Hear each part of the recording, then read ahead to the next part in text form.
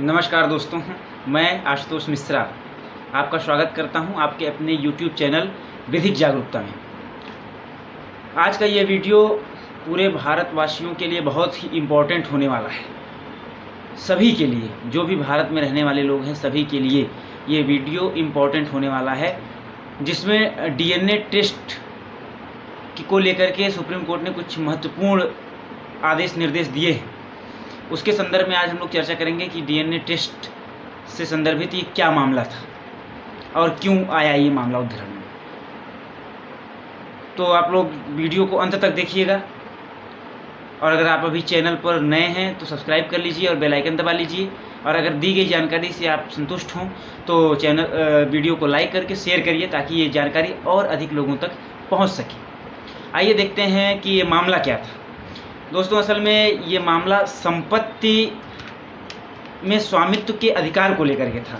इस जो मामले का शीर्षक है वो था Ashok Kumar versus Raju Gupta and others. Ashok Kumar versus Raju Gupta and others. दरअसल बात ये थी कि मिस्टर त्रिलोक चंद्र गुप्ता और उनकी पत्नी स्वर्गीय सोना देवी, दोनों लोग जो कि अब मर चुके हैं, दोनों की डेथ हो चुकी है, लेट हो चुके हैं दोनों लोग। इनकी जो संपत्ति थी, इस संपत्ति में जो अशोक कुमार हैं पिटिशनर, उन्होंने अपना अधिकार मांगा, उस संपत्ति में स्वामित्व का अधिकार मांगा, ये कहते हुए कि वो उनके पुत्र हैं।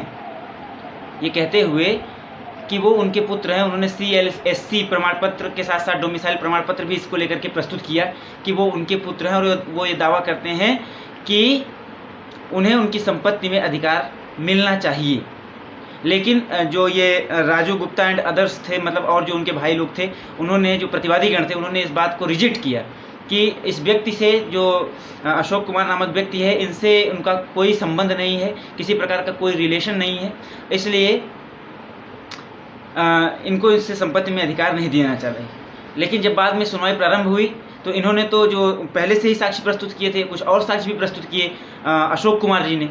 लेकिन जो इनके अपोनेंट पार्टी थी, प्रतिवादी थे, उन्होंने सीधे सीधे एक DNA टेस्ट के लिए कोर्ट में अर्जी पेश कर दी कि इनका DNA टेस्ट के माध्यम से इनका ये पता लगाया जाए कि क्या ये हमारे परिवार से संबंधित हैं या नहीं।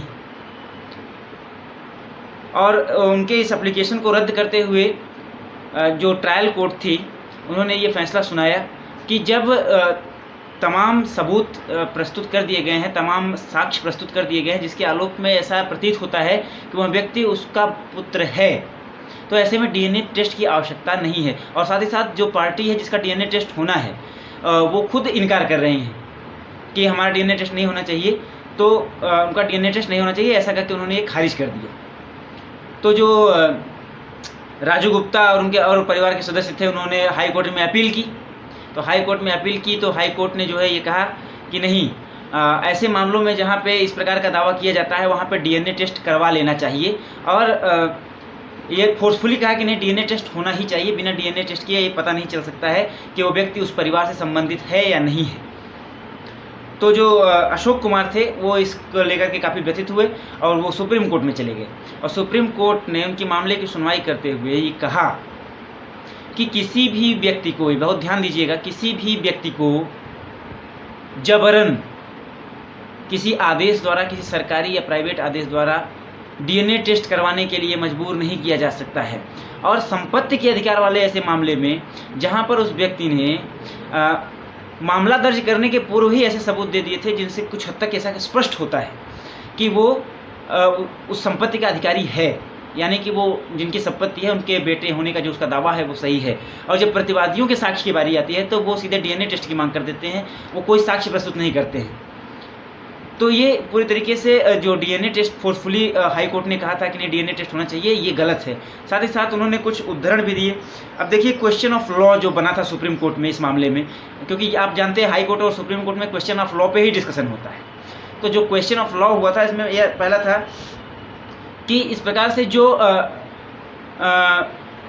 डिक्लेरेशनरी क्लेम होते हैं, जो घोषणात्मक वाद होते हैं, ऐसे में जहां सहभागी से पारित में संपत्ति में स्वामित्व का दावा किया गया है, अपनी इच्छा के विरुद्ध DNA टेस्ट के अधीन हो सकता है क्या?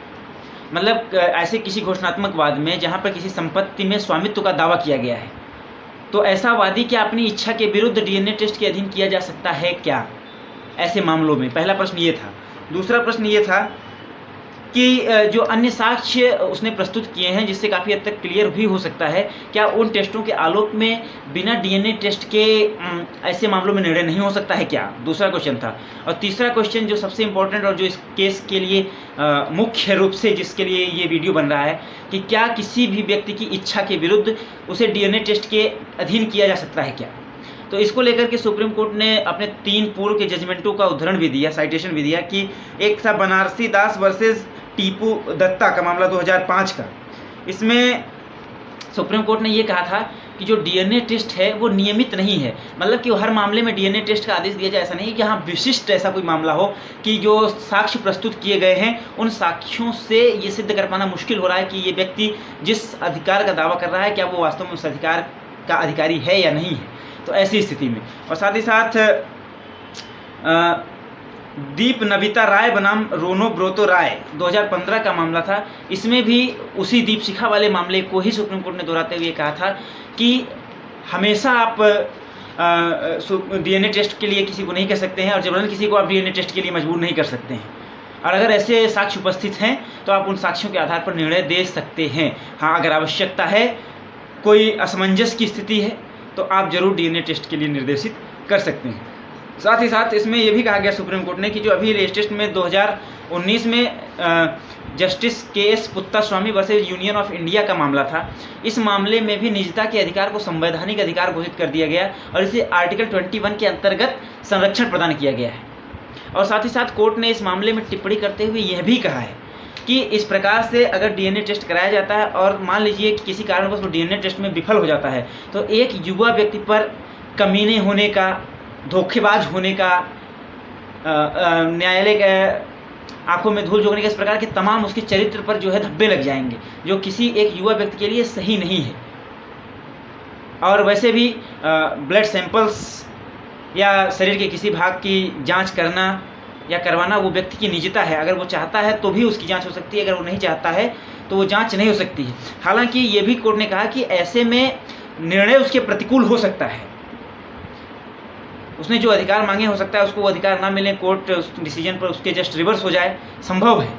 लेकिन अगर वो नहीं चाहता है तो उसका डीएनए टेस्ट नहीं होगा, ये बात एकदम स्पष्ट है। और ये बात आप लोग, ये केस का नाम आप लोग नोट करते रहिएगा, Ashok Kumar versus Raj Gupta and others.